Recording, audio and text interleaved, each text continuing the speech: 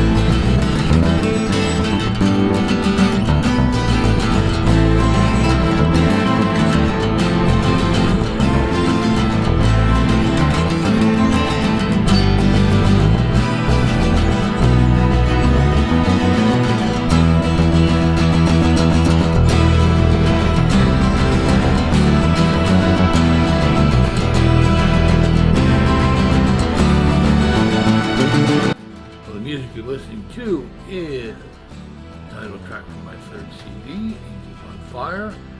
As always, there's a link to the full version and a video I made of it down there in the description. And in today's video, we are going to be taking a look at some early tools, dug deep into the archives, there's some slideshows, there's a few live examples, and lots of great information to be had here, so sit back and enjoy.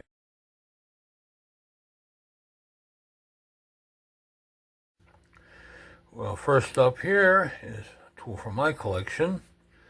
Is this early hand-forged iron brace. It's 8.5 inches long with a 6-inch sweep, and there's no maker's mark. I've had this guy for a number of years now. I may have pulled out for one other video, I don't quite remember, but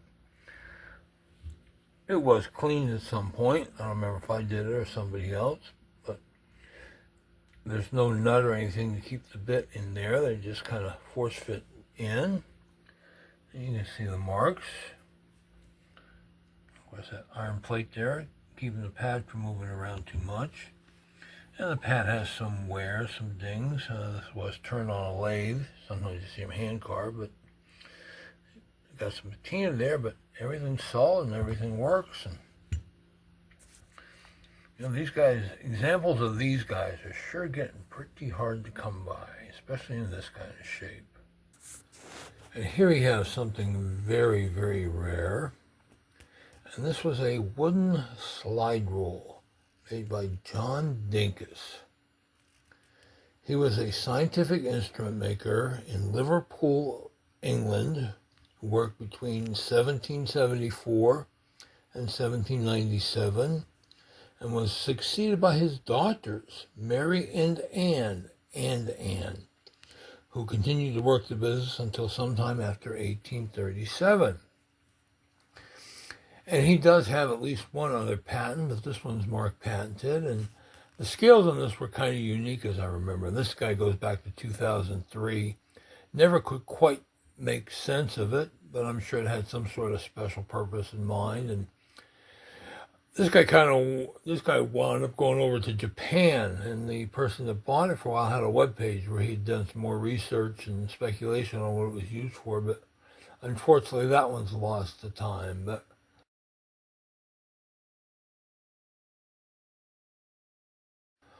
tell you, good early rules like this are few and far between, and if you have an interest in such things, Jane Reese, the lady who did the book on English planemakers, also put on a very great book on English rule makers, which I mentioned as a contributor to for reasons of should be apparent. But anyways, one of those very, very hard to find collectible old tools. Next up is a early folding knife. This one, the handle was, I believe, rosewood. Might have been very dark mahogany, but I kind of think it was rosewood, although well polished from being used. Simple folding knife, no clasp on it to hold the blade in place. And I had this one's from back in 2003, if I remember correctly, and It was in decent condition. The blade has some rust and obviously wear from being sharpened, and that. Handle was pretty good, and of course that brass ferrule on there makes it stand out. And boy, these knives are getting very, very scarce. I mean, they show up from time to time, but usually people that have them know what they got. But once in a while I get lucky. So, moving on, we are going to go to a glue pot. Now this one's Victorian era, if I remember correctly, late 1900s, 1800s, excuse me. About 3 inches in diameter at the top, stood about 3.5 inches or so high, and of course these would have been used by violin and musical instrument makers, where you only required a small amount of glue. And, of course, you see the decorative lid. There is some kind of marks on there, and I thought I saw somebody sometime identified the maker, but I never could remember it or wrote it down. And this one was in pretty good shape. I did do some cleaning on it. Inside the pot had some residue to it. And, of course, anytime I do these glue pots, I fill both the inner pot and the outer pot with hot water and just make sure they check them for leaks, because that's always a problem. And sometimes you find these without the lids, and they are pretty uncommon. I maybe had 2 of these guys over the years, so something definitely to keep a lookout for. And here's another early 18th century hand-forged brace. Only mark on this one was a number 1 there by the side of the chuck. This one was a little longer than the one I showed you, and I think the sweep was a little higher. I don't have the speeds, again, a long time ago, but beautiful bit of craftsmanship. Note the workmanship on the pad. There's a knot hole on the side, but just a really beautiful and still functional tool if you care to use it. I mean, it certainly wasn't fragile by any state of imagination. So one more to keep a watch out for. Here we have a tool that's often misidentified, and this would be a gunsmith's or gun maker's stock float. These were used, of course, to shape the wooden stocks, and a variety of cuts and shapes and sizes. I'll be showing a slightly different one later on in the video, but this one had a flat cut. I kind of remember the head being about 1/2 or maybe a little wider. Handle was probably beech or something to that nature. These guys, they're kind of like bananas. They show up in bunches, and then you don't see them forever and ever and ever. And it's been a long time since I last had one. I did have a batch of them that I took down to the one of the market fairs. I think either down at Fort Frederick or one someplace else. And a gentleman who later became one of the gunsmiths at Williamsburg for a while bought a number of them off of me. So, not a very, very common tool. And while I don't do lots with larger items, this was a Wheelwright setting bench that they would use to put the spokes in the hubs of the wheels as it was being assembled. And the pictures here was from a demonstration that I pulled it out for down at the Pennsylvania side of Washington Crossing State Park, long time ago, and you can see by the autumn leaves. But it was a pretty neat piece. Big piece, heavy piece. Of course, all hand constructed, but in reasonably good condition. And this one wound up going to a museum or a working farm museum out in Ohio. And I don't remember the exact name of it, but guy drove all the way out there. They had a guy who was making runs. They were buying stuff, and he was making runs all over the place to pick this stuff up. So it went off to a new home, and I'm still guessing it's still there. And here we're going to take a look at a tool that once was somewhat common, but fell into disuse over the years. And this is a buttonhole chisel. buttons were made by stitching around the outline, and then a chisel, or sometimes a knife, but usually a chisel like this was used to cut the opening. And this one was made by Thomas Tillotson. The Tillotson firm was Cutlers, working in Sheffield, England, and the original one goes back to the 1787 Gales Directory, although I don't think this one's quite that old. Most of the listings show them working at a place called Coalpit Lane. This one shows Columbia Place, which was also a location where a number of cutlers worked at. And this one's in decent shape. It's got some pitting on the blade. Handle's got a little bit of wear. Looks like somebody put a flat spot on there to keep it from rolling off the bench, but that's allowed. And the story behind this guy is I've had this is one tool. I've had this thing for well over 30 years. Picked it up at a flea market down in Silver Springs Flea Market, Mechanicsburg, PA, which has long been defunct.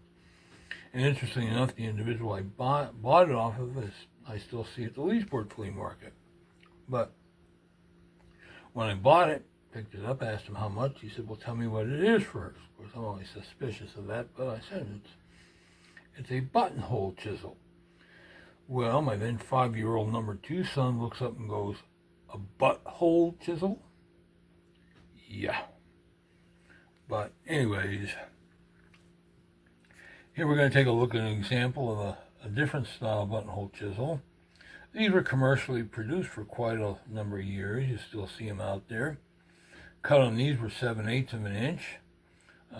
Never found one with a maker's mark. And honestly, I maybe had 4 or 5 of them, but I've seen others floating around.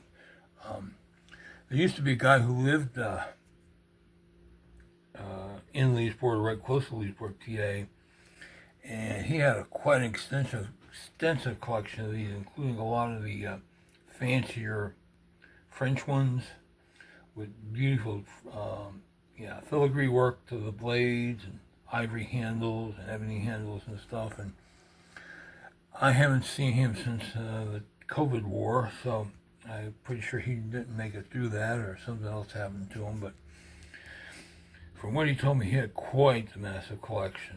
So, but anyways, it's a very, very collectible old tool.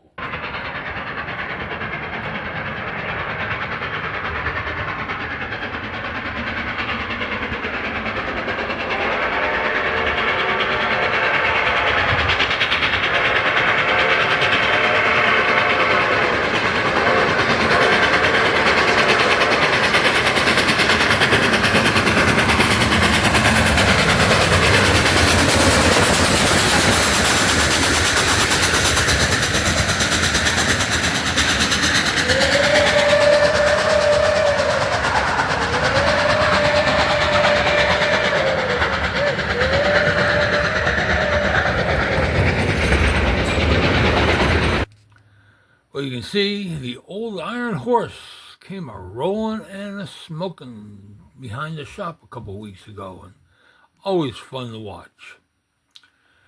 Here we got a couple of hand-forged belt axes, and I have sold tons of these guys over the years.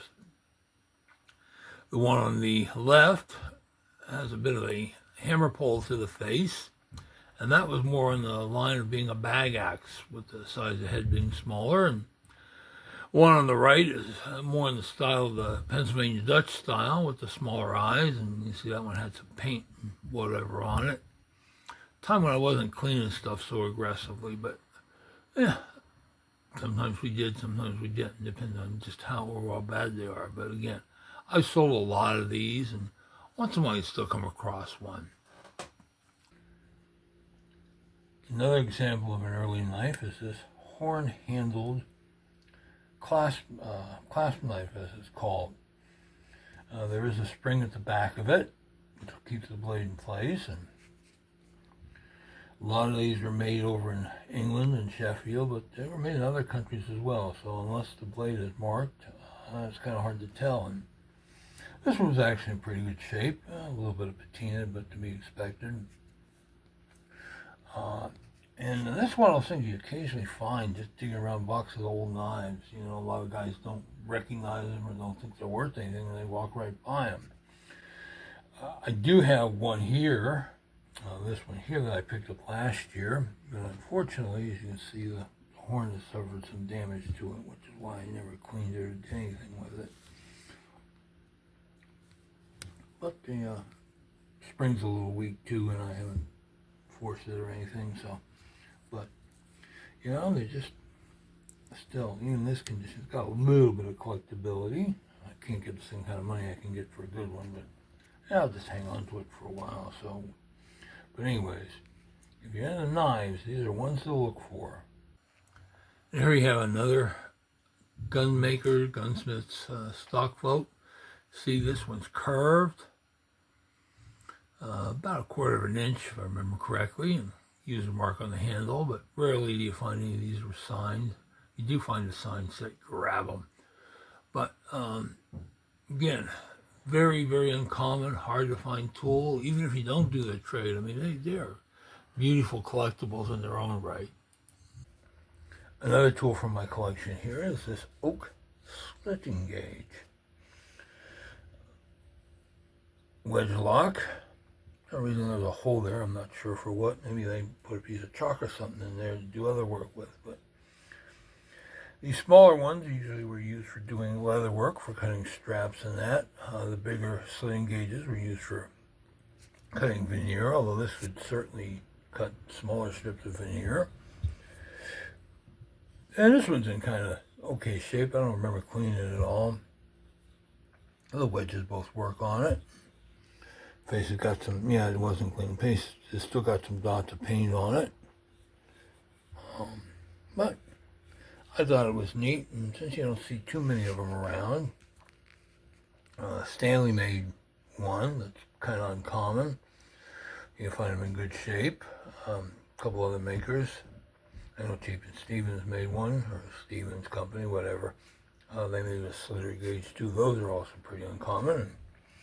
But they can be right handy tools. As a matter of fact, I know a number of folks that prefer to use these over a marking gauge because you can get a much finer line with them. So, but again, just one of those uncommon and very collectible old tools. And that's all for this one, folks. Hope you enjoyed my little presentation. I hope you learned something. And as always, if you like what you're seeing, please hit that subscribe button to be notified when new videos are posted. Thanks for watching, and bye.